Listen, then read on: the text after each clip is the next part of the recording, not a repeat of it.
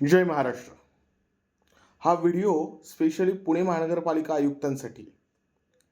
म्हणजे महानगरपालिकेने सगळीकडच्या कचरापेट्या पुण्यातल्या काढून टाकल्या.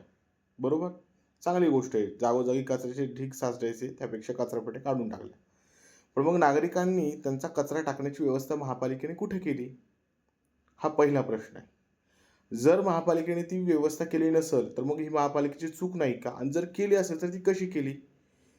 कारण अनेक भागांमध्ये जे कचरा घेऊन जाणारी लोकं आहेत, ते नागरिकांकडून पैसे घेतात त्या गोष्टीचे. बरं त्याची कुठलीही पावती नाही हां. बरं पैसेही त्यांच्या मनाने. कुठं ₹50, कुठं ₹60, कुठं ₹80, कुठं ₹100.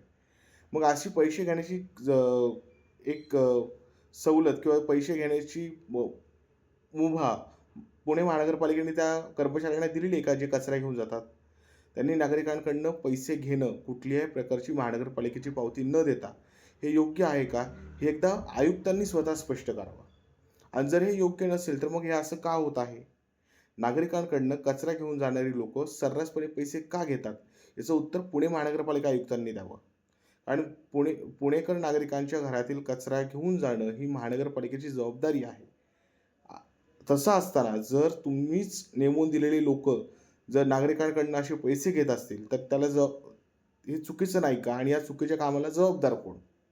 याचं उत्तर पुणे महानगरपालिका आयुक्तांनी दिलं पाहिजे.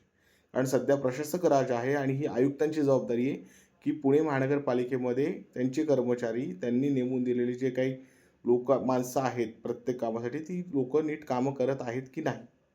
जर पुणे महानगरपालिकेने नेमून दिलेले लोकं जर सर्रासपणे नागरिकांकडून अशा प्रकारे पैसे उकळत असतील, तर हा भ्रष्टाचार नाही का? याचं देखील उत्तर आयुक्तांनी द्यावं. जय महाराष्ट्र.